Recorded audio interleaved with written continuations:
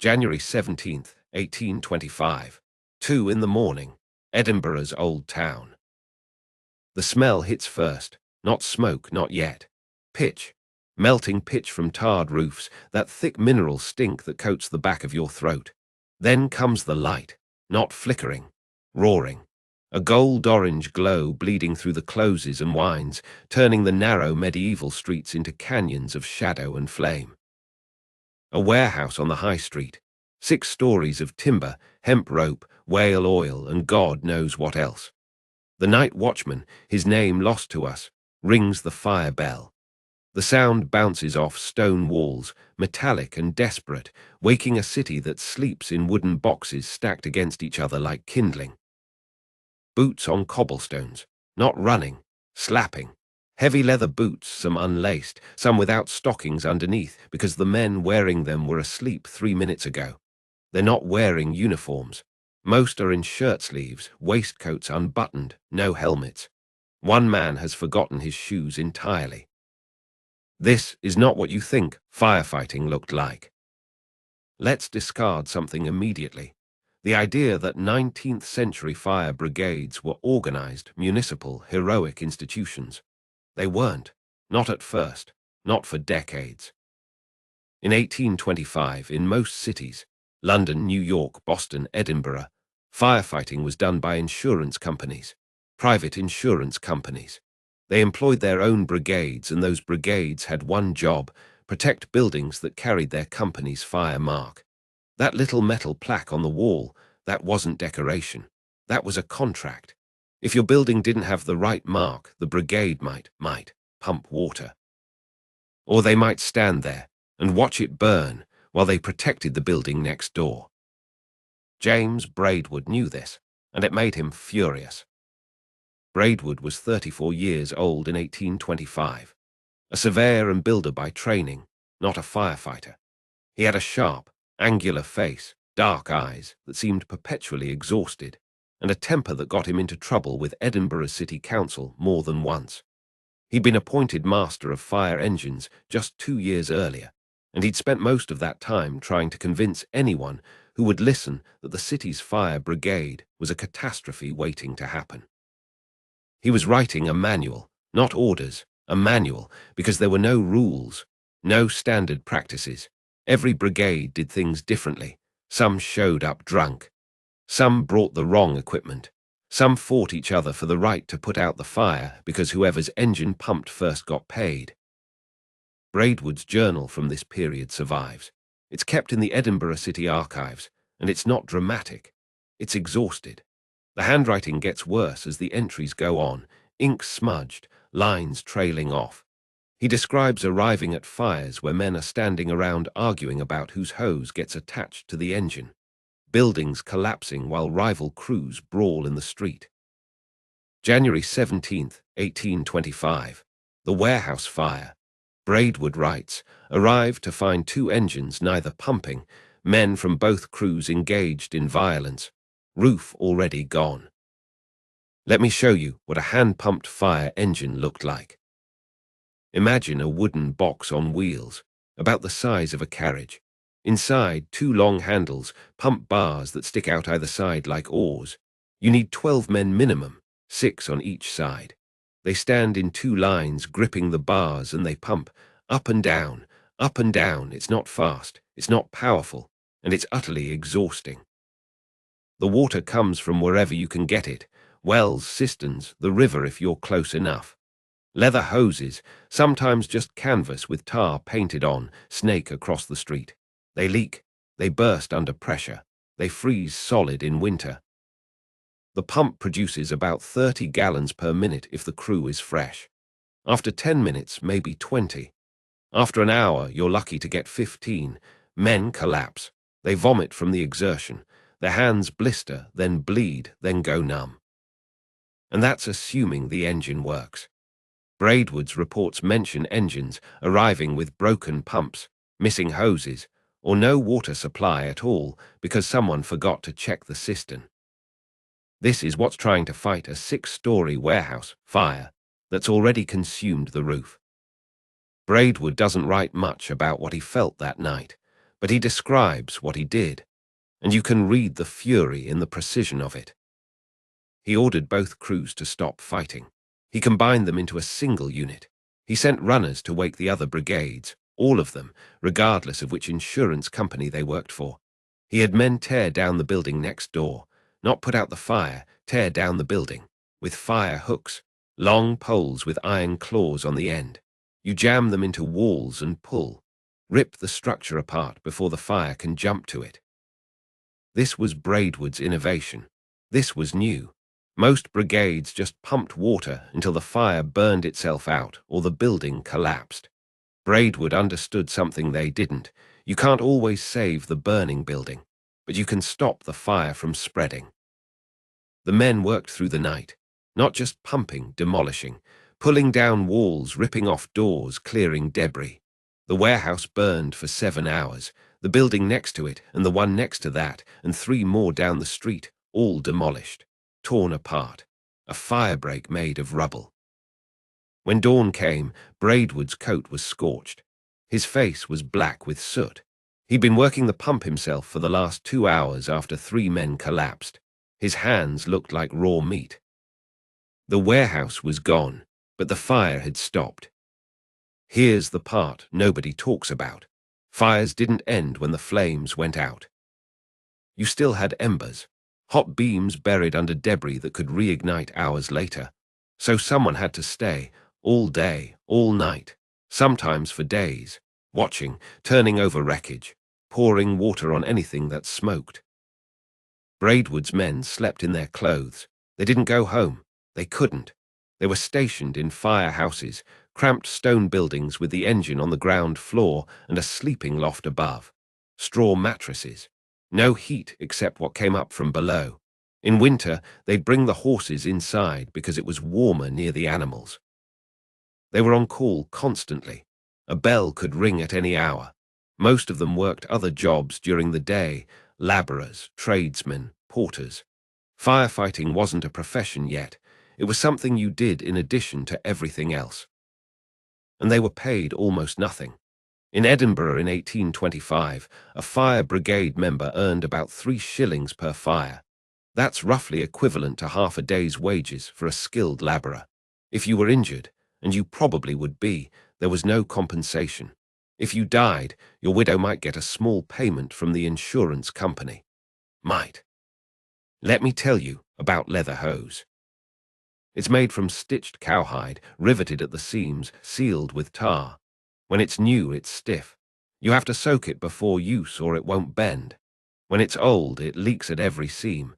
It splits under pressure. It's heavy. A 50-foot section weighs close to 80 pounds when it's full of water. And it rots. Leave it wet, it mildews.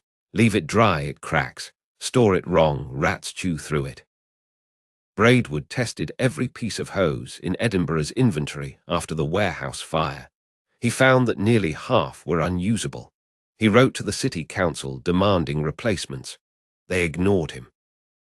So he started making his own. He convinced a sailmaker to stitch canvas hoses, stronger and lighter than leather. He devised a way to coat them with rubber, newly available, wildly expensive. He paid for some of it himself. This is in his journals too, lists of expenses, materials purchased, small innovations that no one else was bothering with because it was easier to just use what you had, even if what you had didn't work. He was building something, not just better equipment, a system, a discipline. December 1828. Braidwood publishes on the construction of fire engines and apparatus. It's not a book. It's a slim manual, 63 pages, illustrated with technical drawings he made himself. No publisher. He has it printed at his own expense. It's the first systematic guide to firefighting ever written in Britain.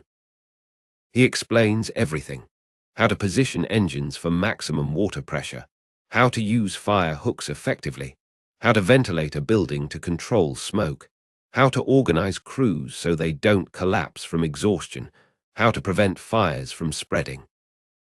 The prose is dry, methodical, but you can feel the accumulated weight of experience in every line. This is a man who has stood in burning buildings and watched men die because no one knew what they were doing.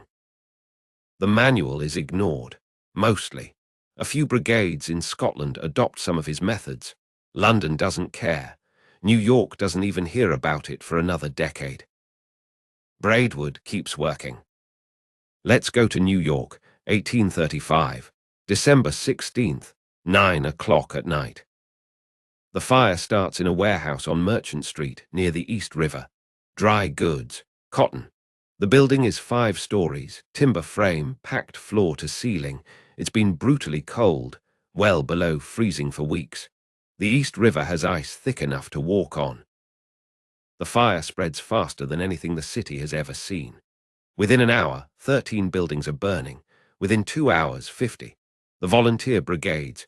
New York has volunteer brigades, dozens of them, all competing with each other, can't pump water because the wells and cisterns are frozen solid.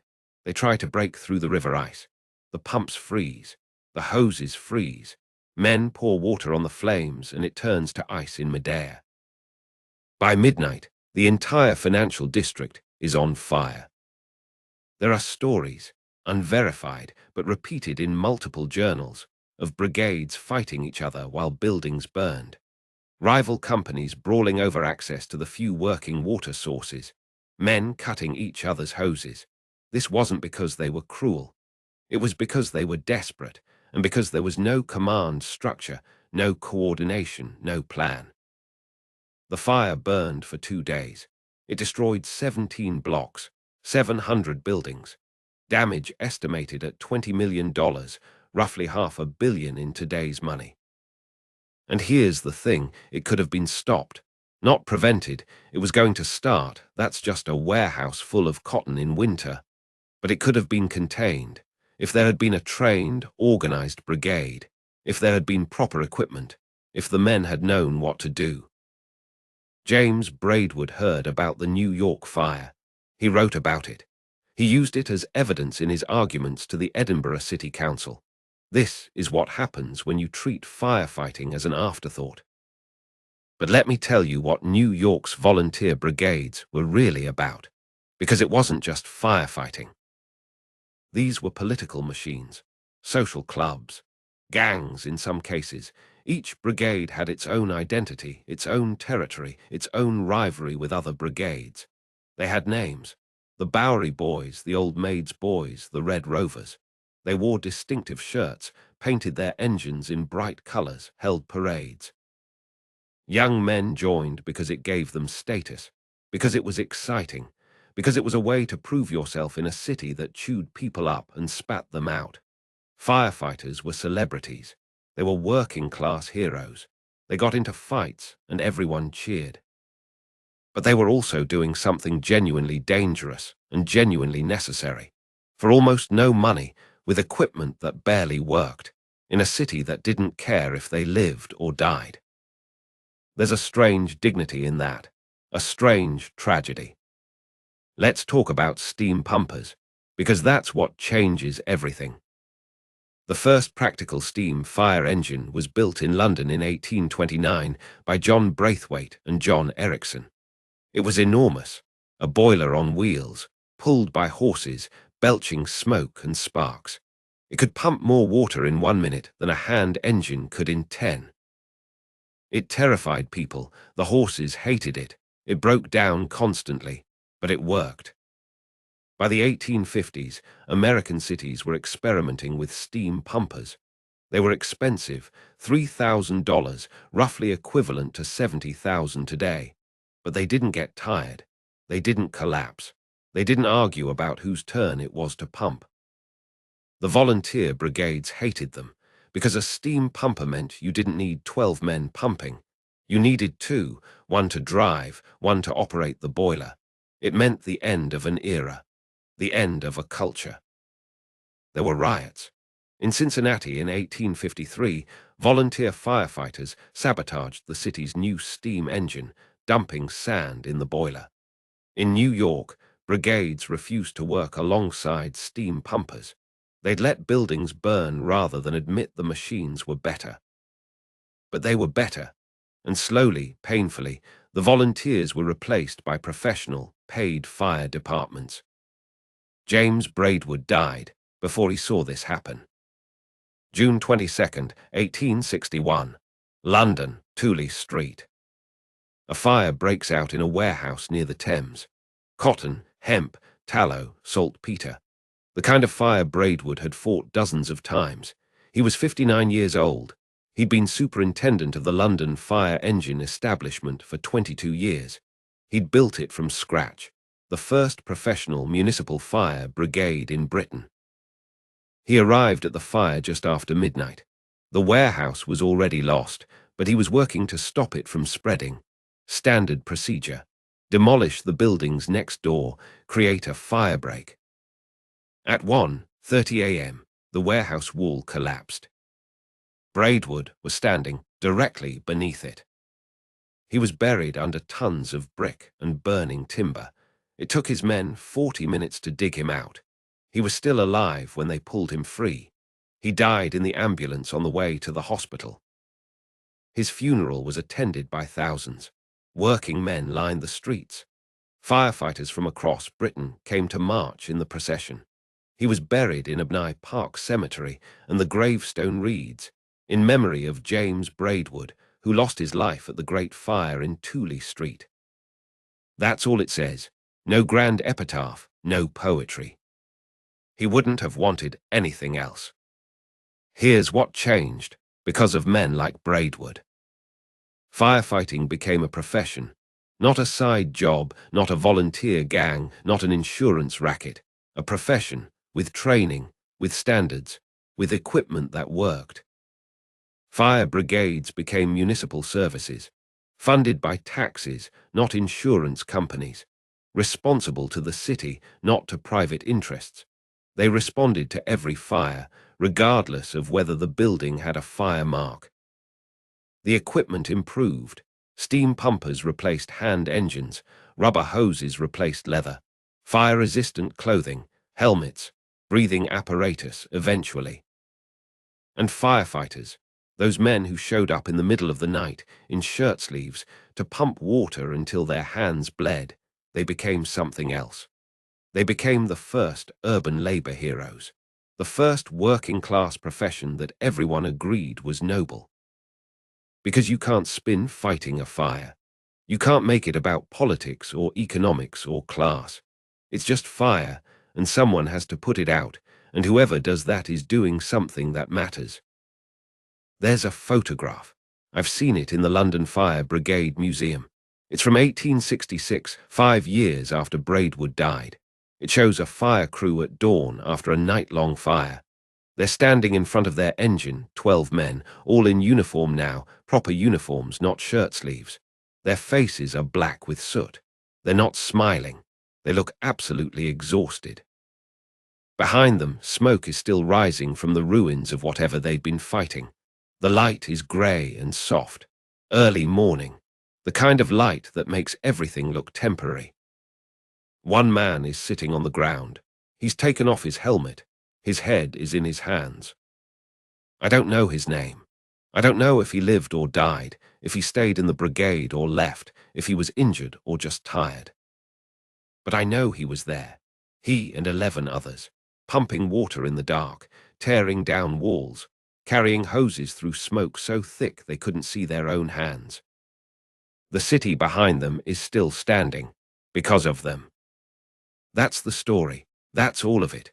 Not the heroism, the exhaustion, not the glory, the smoke clearing at dawn, not the myth, the leather hose splitting, the pump failing, the hands bleeding, the wall collapsing, and someone deciding to show up anyway.